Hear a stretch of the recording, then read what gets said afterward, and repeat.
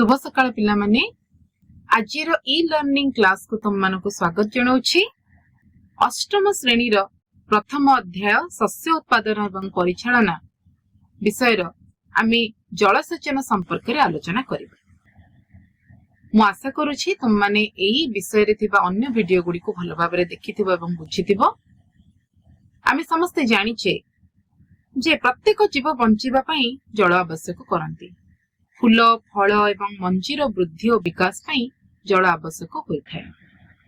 शस्य उत्पादन रे एक गुरुत्वपूर्ण सोपान हेउछि एई जो जलसेचन सोपानटी। तुमे माने एई प्रसंगटी रेथिबा मृत्तिका प्रस्तुति मंजी बुणा संपर्क रे आगु आलोचना करिछ। मंजी बुणार परवर्ती पर्यायटी हेउछि जलसेचन। आमे मंजी बुणी सारिबा परे गछटी उपयुक्त वृद्धि पई आमे सतेरे खत एवं सार प्रयोग करिबा सहित आमे जलसेचन कार्यटी को मध्य करिथाउ। एई जो जलसेचनटी रहिछि जदि पर्याप्त परिमाण रे गछ को न मिलिबो जल न मिलिबो ताहाले कोन हबो गछ उपयुक्त भाव रे बढ़ी परिबो नाही एवं सेथिरु मध्य हमर अमल कमि जिवो। एक निर्दिष्ट समय व्यवधान रे फसल को आवश्यक परिमाण रे जल जोगाई देबा को जलसेचन कहा जाय एवं एई जलसेचनटी फसलर प्रकार मृत्तिका एवं ऋतु अनुଯାयी एहार मात्रा मध्य परिवर्तित हेउथाय। तुमे माने सब जानिथिबो खरा दिने जलसेचनर मात्रा शीत दिन एवं वर्षा दिन अपेक्षा अधिक परिमाण रे करा जाई थाय। वर्तमान आस आमे एई जो जलसेचन पद्धति संपर्क रे टिके बुझिबा। केउ केउ पद्धति रे आमे जलसेचन करूछे तुम मैंने लक्ष्य करथिबो पुरातन पद्धति बा आमे जो कहूचे ताको पुराना पद्धति माध्यम रे किछि जलसेचन करू एवं आजिकाली समय कम समय रे आमे अधिक जमी को चाष जलसेचन करिबा पई विभिन्न पद्धति मध्य अवलंबन करूछे। तबे से पुरातन पद्धति मध्य रे पुली पद्धति चेन पंप पद्धति तेंडा पद्धति लिभर पद्धति अन्यतम। सेगुडी को तुम माने मध्य एतरे चित्र रे देखुच। पुली पद्धति रे पुली माध्यम रे जलसेचन करा जाउछि। चेन पंप साहाय्य रे जलसेचन करा जाउछि। तेंडा साहाय्य रे तेंडा मध्य तुमे चित्र रे लक्ष्य करूथिबो तेंडा साहाय्य रे जलसेचन करा जाउछि एवं लिभर साहाय्य रे जलसेचन करा जाउछि।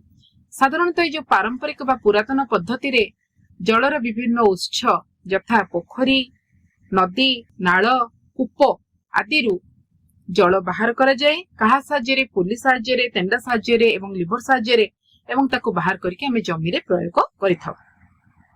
एही कार्य गुडी को मनुष्य निजे करिबा सहित सेमानकर गृहपालित पशु मानक द्वारा करिथांती एवं पंप साहाय्य रे मध्ये गुडी को करा जायथा।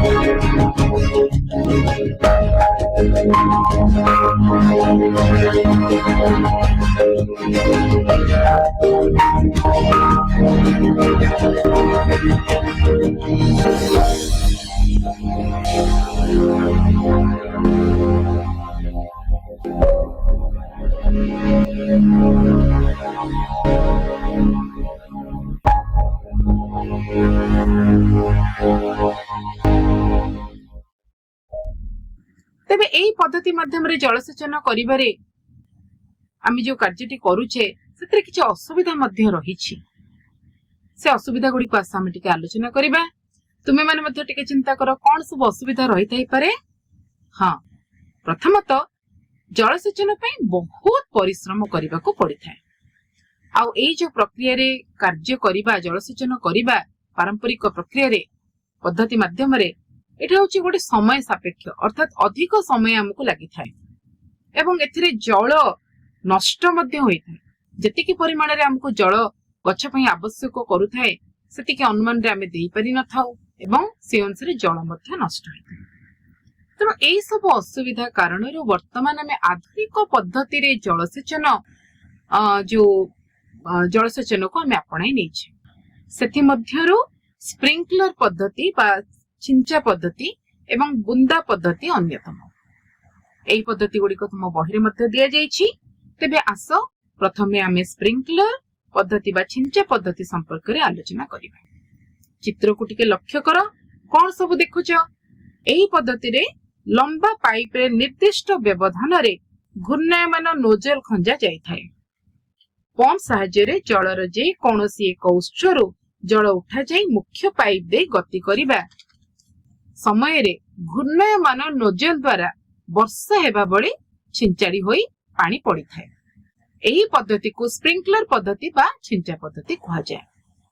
तुमे माने मध्य चित्र रे देखुथिबो केते सुंदर भाबरे जल गुडी को छिंचाड़ी हेई पडुची एवं सबु गच्छ गुडी को किभଳି भाबरे जल को ठीक भाबरे पाउछंती।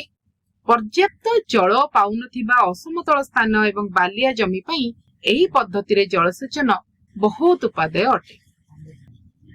वर्तमान आस आमे आउ गोटे पद्धति जोटा कि बुंदा पद्धति माध्यम रे जलसेचन संपर्क रे आलोचना करिबा। तुमे चित्र रे टिके लक्ष्य करो कोन देखुछ। एई जो जलसेचन पद्धति रे जल बिंदु बिंदु होई उद्भिदर मूल रे पड़ी थाए एवं एहाको बुंदा बा ड्रिप जलसेचन पद्धति कहा जाय। एही पद्धति रे जलसेचन द्वारा जल आदौ नष्ट होई न थाए। जल अभाव थिबा अंचल रे एही पद्धति रे चाष जलसेचन करिबा बहुत उपादेय अटे। तो आजिर जो आमे वीडियो रे आमे पुरातन बा पारंपरिक पद्धति रे तेंडा पद्धति पुल्ली पद्धति लिवर पद्धति माध्यम रे आमे किभଳି भाबरे जलसेचन करूथे एवं हमर आधुनिक पद्धति स्प्रिंकलर पद्धति बा छिंचा पद्धति एवं बुंदा पद्धति। वर्तमान आमे एई वीडियो रे आमे पुरातन बा पारंपरिक पद्धति रे जलसेचन यथा पुल्ली पद्धति चेन पद्धति तेंडा पद्धति लिवर पद्धति आदि संपर्क रे आलोचना करिबा सहित जोटा कि आधुनिक पद्धति स्प्रिंकलर बा छिंचा पद्धति एवं बुंदा पद्धति संपर्क रे मैं आलोचना कले। पिला माने स्प्रिंकलर पद्धति बा छिंचा पद्धति संपर्क रे तुम माने भलो भाबरे बुझिलो। वर्तमान से संपर्क रे आउटिके भलो भाबरे बुझिबा पई आसा हमें वीडियो टिको देखिबा।